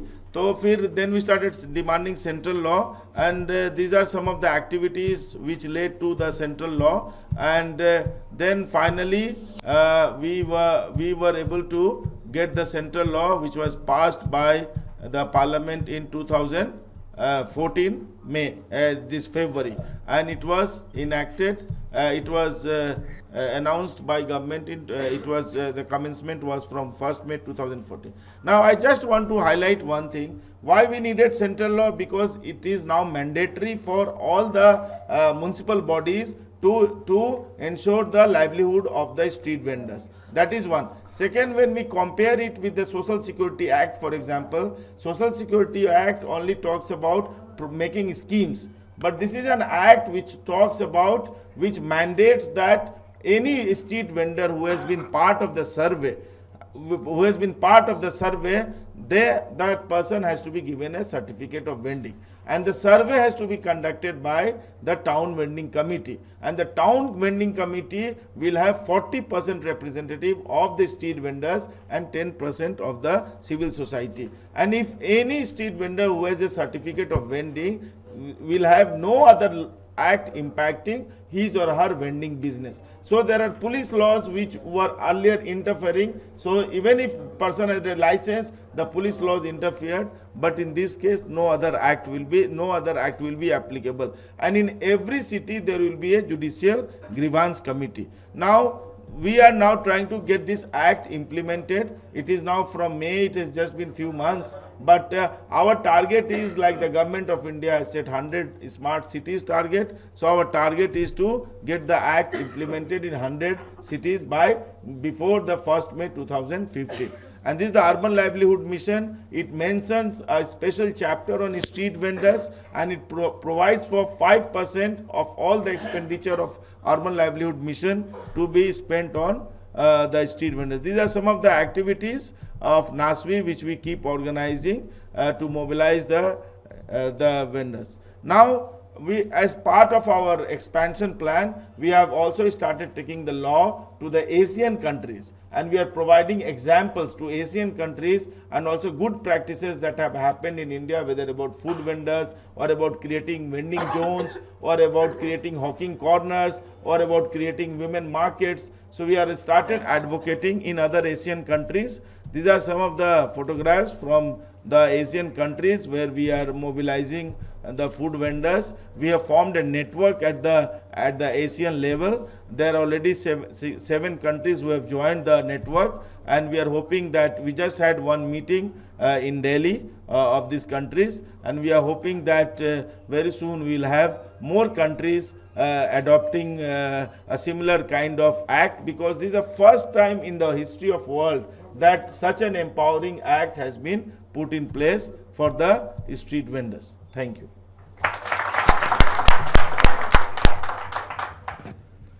Hindi translation अच्छा बाद में कर देंगे. He said he will explain later on. बाद में आप लोग को हिंदी में समझाएगा. अच्छा, now I will, क्योंकि टाइम भी शॉर्ट है अभी, इसके बाद तो लोग भूख से मैंने प्रोटेस्ट हो जाएगा, भूख हड़ताल होगा यहाँ, तो उसीलिए मैं I will the last speaker I would request Bhaskar और my friend Rajashekhar Reddy to please make a brief presentation.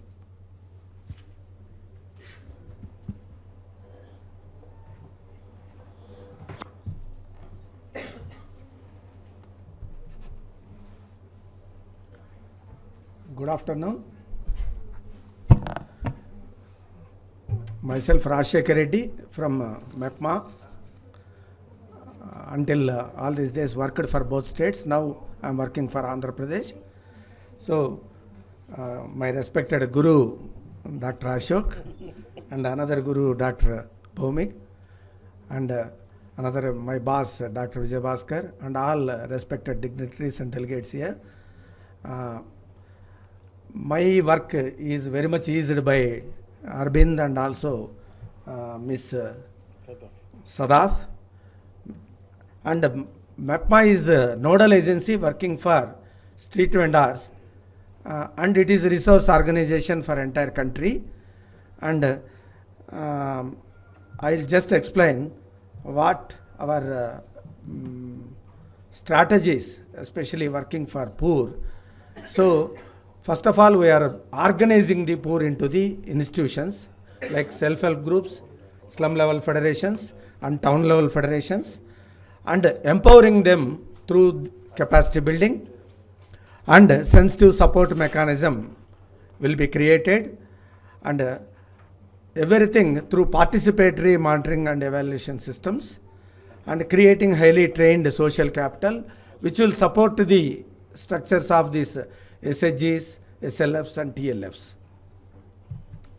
So MEPMA as an organization, previously it has started under the title of AP USP from 2002 in Andhra Pradesh. Afterwards, with the visionary of Dr. Y.S. Rajshekar Reddy, the AP USP is turned into a mission in 2007 called Mission for Eliminating Poverty in Municipal Areas. From that day, it has worked on many sectors, and it is the biggest women network in entire globe in urban scenario, with 18.3 lakhs in Andhra Pradesh and 6.7 lakhs in Telangana, put together around 25 lakh families covering in both states. and having corpus of 900 crores, 620 in Andhra Pradesh, 620 crores in Andhra Pradesh, and another 300 crores in Telangana. Put together 900 crores corpus we are having, and covering 5.2 lakh women under social security. This is also biggest, and unfortunately the Guinness Book of World Record has not recognized this, and these are the biggest things in entire globe. And 1.05 lakh unemployed youth are covered until date, with a placement of 63.7 thousand people, and 45,000 persons with disabilities are grouped under MEPMA. And recently, with new innovation strategies under NULM, National Urban Livelihood Mission, many livelihood strategies have been started, like RO water plants, medicinal shops, health kiosks, food security, and everything. So first of all, under NULM, there is a scheme called SEP for individuals and SEP for group. What is this? SEP is self-employment program for individuals, self-employment program for groups. So any individual can approach MEPMA in both states of Telangana and Andhra Pradesh, where if they want to get some self-employment enterprise, 2 lakhs will be provided as a loan from bank, and this loan all these days with a subsidy, capital subsidy of 50,000 rupees. Now government, after recognizing the gaps in the program, now it has been converted to interest subsidy program, with whatever interest charged by the bank above the 7% will be subsidized by the government. And for group enterprise, 10 lakh will be the unit cost, and any group which is above 5 members can take this amount, can start livelihoods in urban scenario. So self-employment program for individual and groups will be supported by Government of India and state governments, and any subsidy above 7% will be subsidized by the governments. This is very, very important and interest scheme to promote entrepreneurs in urban scenario. Second is skill training through skill development and placement. So Andhra Pradesh is the pioneer, and our Dr. Ashok sir, fortunately we worked in Mahbubnagar district, which is the first district to implement this program under collaboration of Dr. Reddy Foundation. The program is called LABS, Livelihood Advancement Business School, where the concept of the skill development, and after skill development the placement will be taken care by the government. That program is started in collaboration with the Dr. Reddy Foundation. Now this concept is working in 137 countries, and the concept is taken from the a backward district like Mahbubnagar, and now it is globalized. The concept is globalized. So the same program is adopted by NULM, National Urban Livelihood Mission, and now government is thinking to scale up this program, skill development program and placement program, and that is also another component where all the urban youth can apply to government, and there is a online website. You can register your names, or any organization can help the people to register their names. Those people will get the whatever gaps they are having in skill development. After filling that gaps to a period of 3 to 6 months, immediately after completion of this program, they will be placed in very good organizations with a salary of not a minimum of 6,000 rupees per month.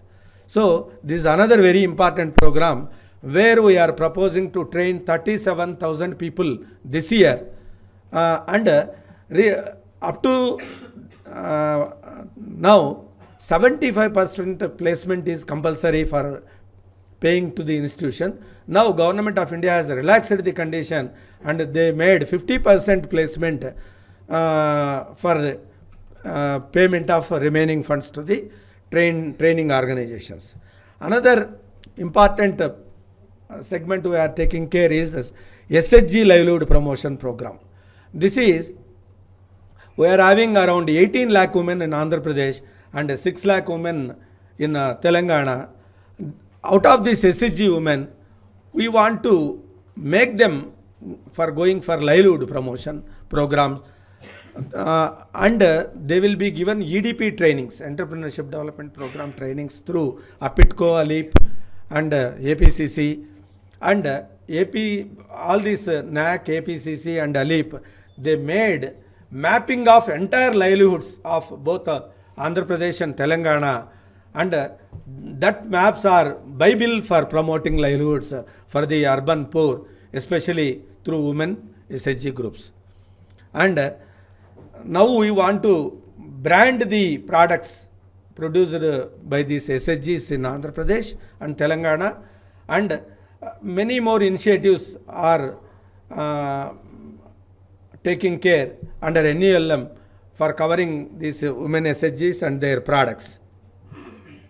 So, with coming to the street vendors, up to now we have heard about the demands, and in fulfilling the demands of the street vending organizations, especially NASV and our friends Lakshman and all other people, first state of entire India is AP to start up the implementation of National Street Vending Act, and we formed entire TVCs in all municipalities, and that's why I am telling this is the first state to complete the formalities of the act, and I am announcing all 182 municipalities are now with town vending committees, and this is the first state.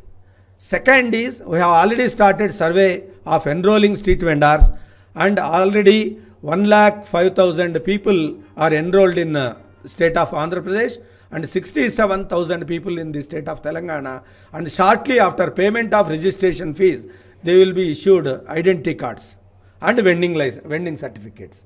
This is the second thing.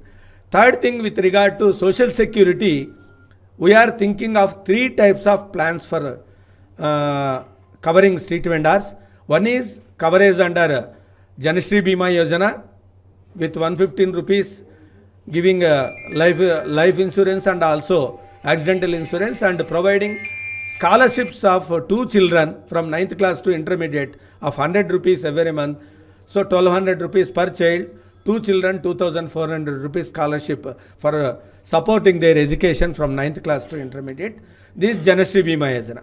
Second scheme is, there is one integrated scheme along with General Insurance Corporation, coverage of theft and fire insurance scheme for the items of street vending.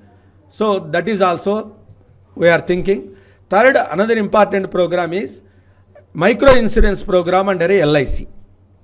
So under this program, LIC collects one-time premium for 5 years or 10 years, and they will give you a bond, and this bond will support the street vendors in providing small loans like 5,000 to 10,000 rupees, and this bond will be utilized as security to the banking institutions and other microfinance institutions. And alternatively, this bond also works as social security coverage also. If something happens to street vendor, the coverage of entire risk, and if it is accidental risk, double of the amount will be covered by the LIC, and it is LIC scheme. So these 3 things we are thinking here, sir. And to the knowledge of our Ashok sir, I am submitting that Rajiv Arogyasri is covering major ailments, and RSBY covers minor ailments like stomachache, fever, and our street vendors are suffering majority with minor ailments, sir, because they are almost under the sun and rain majority of the time, and this fever, cough, cold and stomachache are the common ailments, and unfortunately Rajiv Arogyasri is not covering the this minor ailments. And RSBY is a scheme of 750 rupees premium, where 550 rupees subsidized by Government of India, and only state government has to bear only 200 rupees. and 30 rupees will be paid by the street vendors as registration fees, and 60% of smart card charges also be subsidized by Government of India. And this scheme is a very, very important scheme. Now I am requesting and using the offices of our sir, Labour Commissioner, both state of Telangana and state of Andhra Pradesh should get this RSBY. Unfortunately, our officers misinterpreted this scheme and thought that there is Arogyasri, so no need of RSBY. But RSBY is very, very important, and Government of India is supporting a lot. So please take the steps for implementation of RSBY also, sir. And the Act 2014 is having very good protection to the street vendors, especially in the case of grievances and in the case of seizure of the goods. All these days, the seizure happened, automatically the police and municipal people, whenever they are thinking, they are seizing the goods. But Act provided an excellent mechanism for seizure of the goods and release of the goods also. And that coverage is very much useful to the street vendors, sir, this 2014. And the grievance mechanism, Act suggested to appoint a first class magistrate or district sessions judge is the grievance board chairman, and all street vendors can approach the court, the grievance cell very easily for the redressal mechanism, sir. And so we are taking steps for street vendors like this, and shortly we are going to release these ID cards and vending zones after payment of registration fees. And Government of Andhra Pradesh has issued a GO for registration fees of 100 rupees to the street vendors in all municipalities, 150 rupees in corporations, 200 rupees in mission cities. So this is the registration fees fixed by the Government of AP, sir. Already Government of AP and Telangana, they joint state issued a GO for setting up of state level livelihood urban mission is also. They have issued a GO. This mission is very, very important to give sanctions to many programs of street vendors in future. So this is with regard to street vendors, sir. And so I am very thankful to Dr. Bhaumik sir and Ashok sir and the organizers of Metropolis for giving this opportunity of representing MEPMA on the dais, sir. Thank you. I would just like to add to what Rajshekhar Reddy has said. It is true that RSBY covers certain ailments which are not covered by Arogyasri. Recently, the Commissioners, Labour Commissioner Conference was held in Government of India level, addressed by none other than Secretary Labour Employment, Mrs. Gauri Kumar. And in that, we have been given direction that our state government also should take up the RSBY. So we are exploring, we are very much in tune with this. Very soon we will have also RSBY along the side of the Arogyasri. Thank you. Yeah, please. No, would you like to? Okay. I wondered that the RSBY should be, it should not be only in the medical hospital. Right. It should be outpatient. Outpatient, OP Many basis. of the workers cannot be expected to be in the hospital. That is exactly. Yeah, you are very right. Most of the ailments are only covered under OP. They only need outpatient treatment like stomach pain, abdominal pain or fever. They only require outpatient treatment, not so much as hospitalization. If that is covered, it would be the greatest boon for them.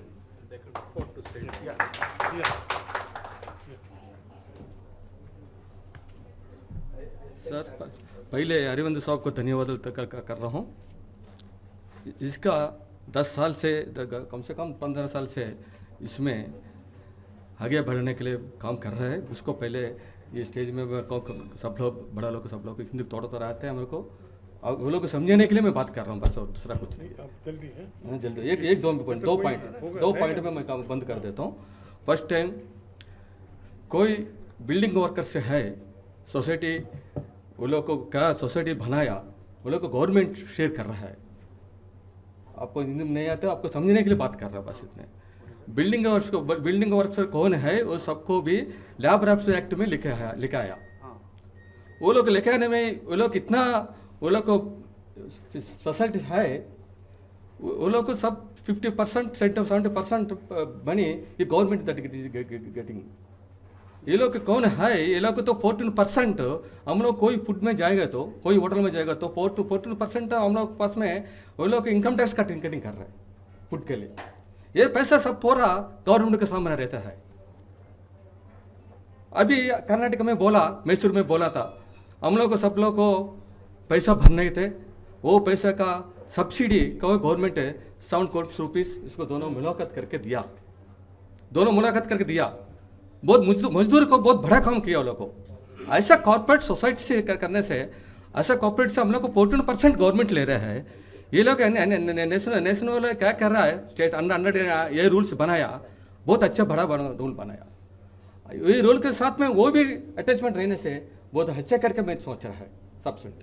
दूसरा और एक है women's के लिए, कोई घर में काम करता है, औरत लोग को, बच्चे लोग को 14 बिलो रहते हैं, वो लोग कौन जा रहा है, अभी कोई वेंडर है, वो लोग बच्चों ले जा रहा है उधर काम के लिए, क्या के लिए वो लोग को पेट के भरने नहीं भरते हैं। ये इंडिया में बहुत झड़ा दादा 40 lakh peoples is there childrens. इसका मतलब क्या है, गरीबी भारत देश में है।